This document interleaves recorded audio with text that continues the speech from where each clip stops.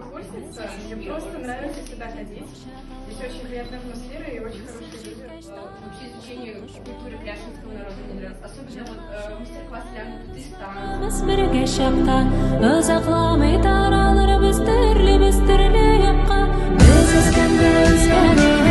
Biz